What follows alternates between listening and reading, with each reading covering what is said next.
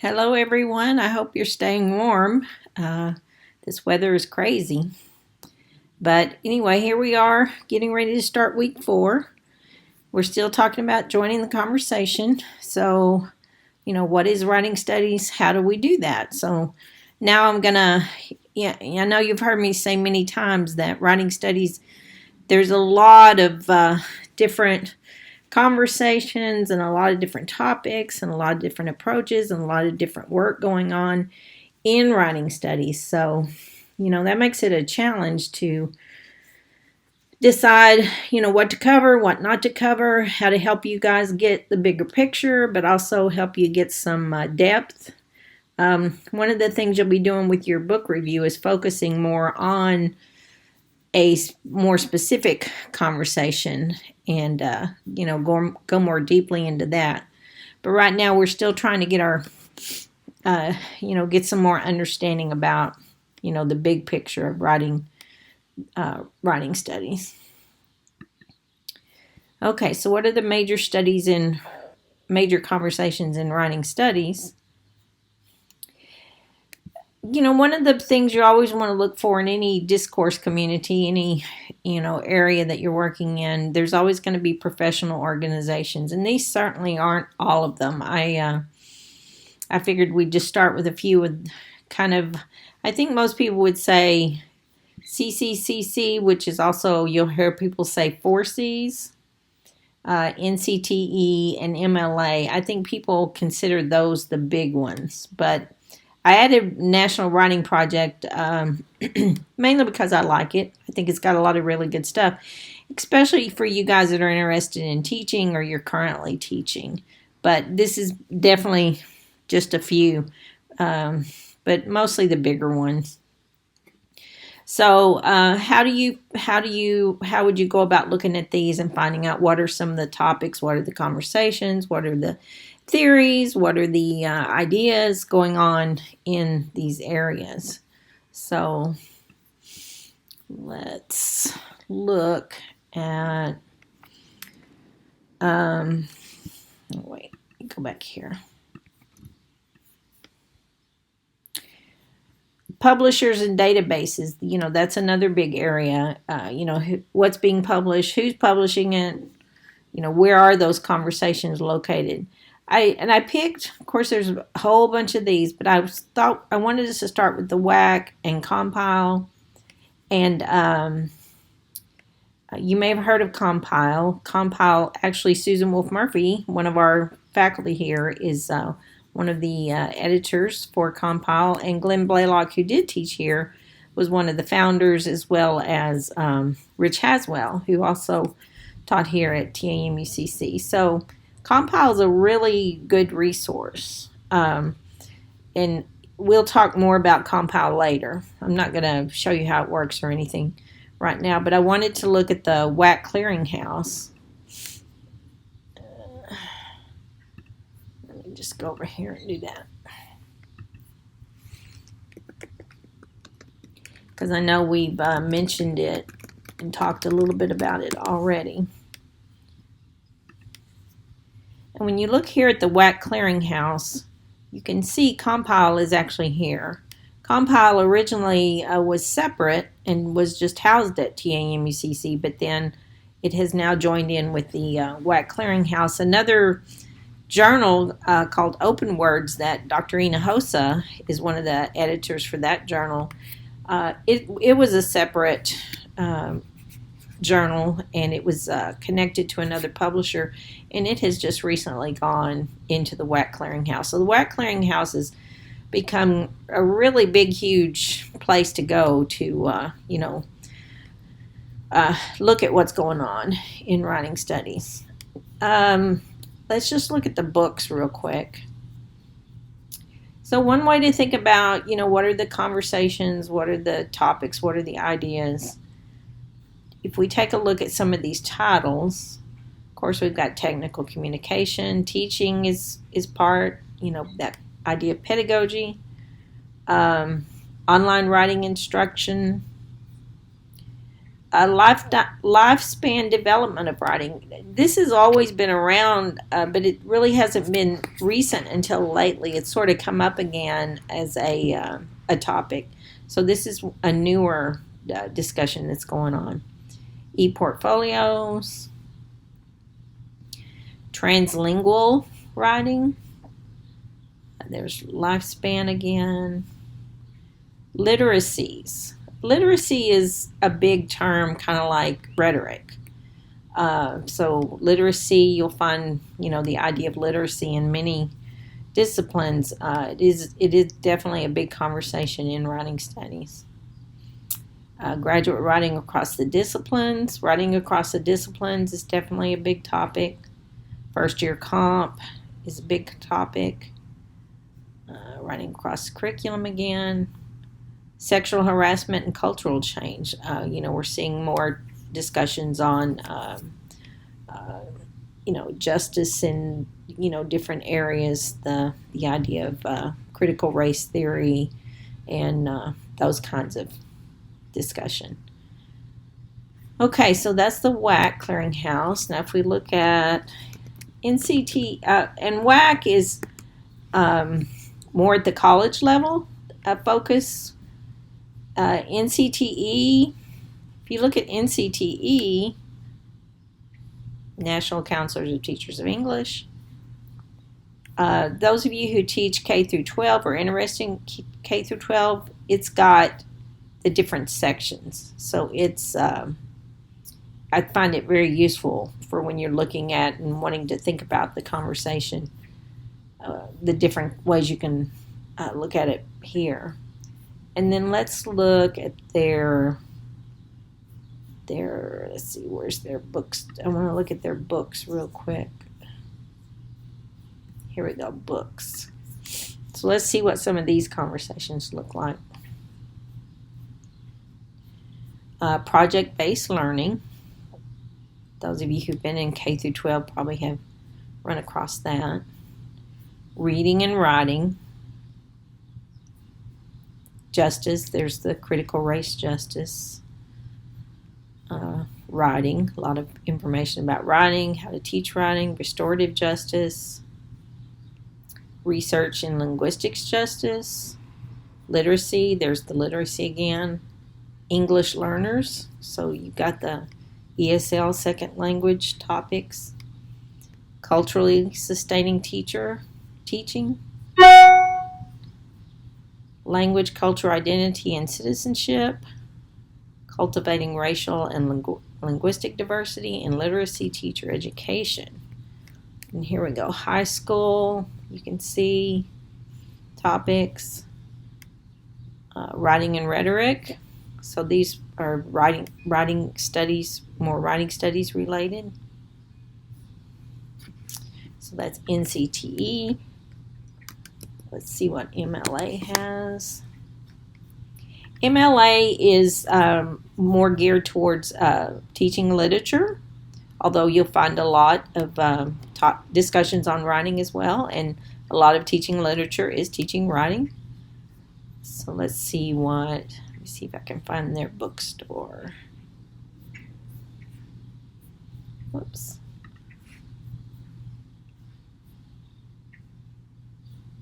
Here we go, publications.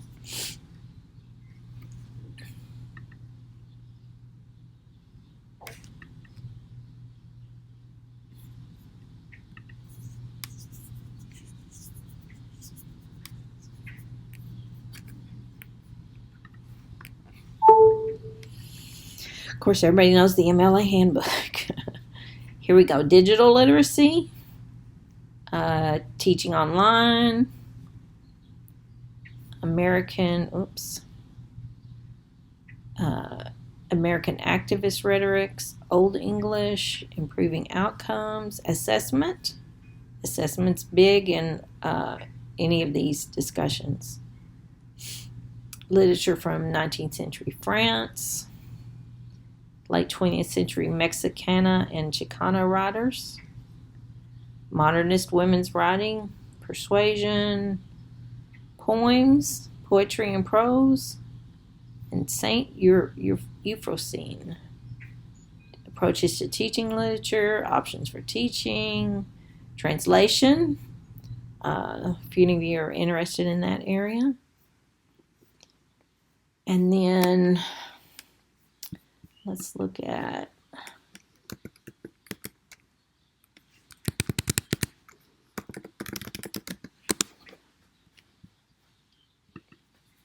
the National Writing Project. If you're not familiar with the National Project, you should get familiar with it. We have a class coming up in the summer that part of that focuses on National Writing Project. So let's see where.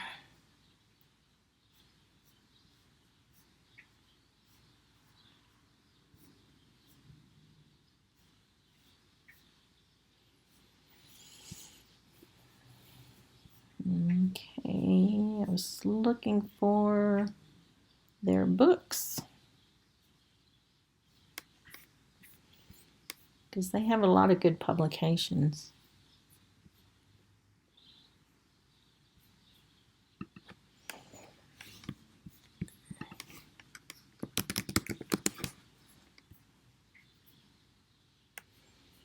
Distance learning. They've got some blogs. Anyway, they've got books in here somewhere. I'm not finding them right now, but you should, hopefully this kind of gives you a little bit of an idea. So I want to take a few minutes now. I won't be able to cover all of the topics and all of the different areas of conversation, but I'll pick some as we go and try to gear those to things that you guys are interested in. And I wanted to talk a little bit today about this idea of digital writing. And I wanted to start here. You'll hear people talk about digital writing, digital humanities, maybe multimodal writing. Of course, teaching online has to do with digital.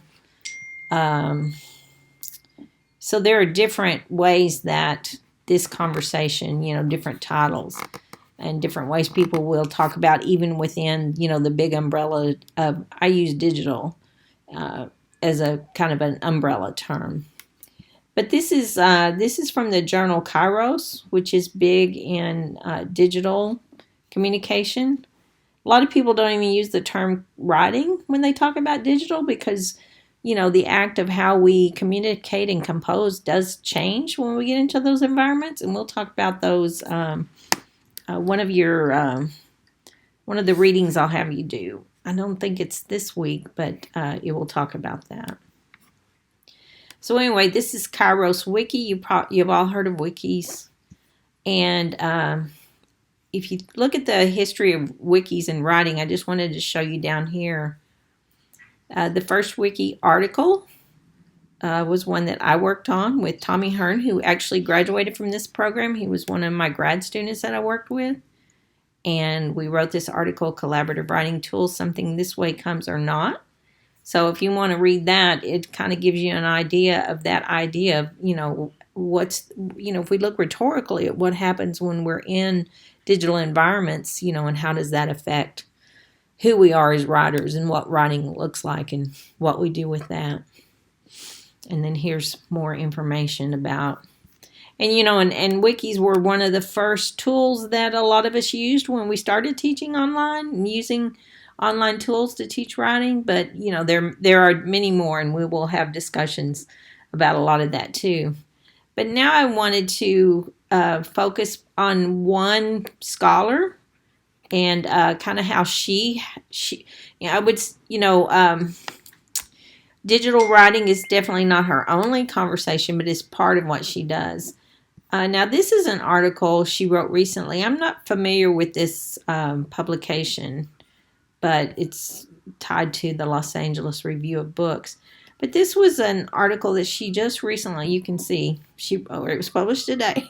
So there you go. You can't say we just read all the old stuff, the old hard to read stuff. But I saw this, and it definitely connects to the pandemic we're in, and she's talking about That is her larger topic. It's very much a creative writing piece as well. But it is in the online environment, so it's digital writing as well, and you can see, just the look of the page and how the information's laid out, similar to what we would do with, hard copy, the old kind of writing we used to do. But there are differences, and so you can see here she's using italics to set these things apart. And if you want to go in and read this, it's a nice read. But let's look down here, because remember, we're looking at joining the conversation. So what do we know about Patricia Fancher? She's a writer, researcher, and teacher at the University of Cal Santa Barbara. Her research uncovers the writing of, and now these are her conversations, women and queer communities, frequently treating about books and gardens. Okay, so that's another area that she's interested in. Now, if we want to learn a little bit more about her, here is her page at UC Santa Barbara. And here we go. This tells us even more about conversation. She teaches and researches digital media, technical rhetoric, and feminist rhetorics. Her research on gender and digital media has been published in, and then see here, these are some of the conversations she's been involved in, these journals. Computers and composition. That's another way you'll hear people talk about digital writing. In addition to her research on digital media, she also designs and produces feminist digital media, which can be found in Patho.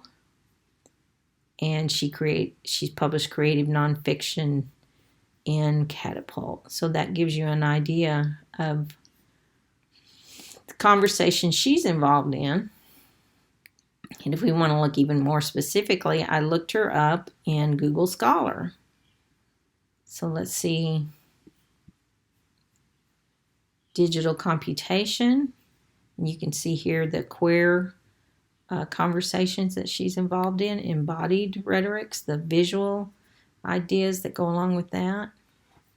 Health system science curricula. This, I think, is in her technical communication role. Here's technical communication. Performing. Now, while this is digital in context, she is probably applying feminist theory when she looks at whiteness and masculinity. Technical education, technical, that's probably a technical. Here's her PDF. Here's her dissertation work that she did. Feminist practice, misogyny, so you can get a good idea of the kinds of conversations she's involved in. And she's a very current, recently graduated PhD, so she's very current. And one more thing here I'll show you. This is a way we can think about digital writing, digital learning, the Connected Learning Lab. This would be useful, I think, especially for K through 12 conversations. And it's got some interesting information. So I'll be doing a lot of this, sharing with you, like, what are the conversations? Here's an example.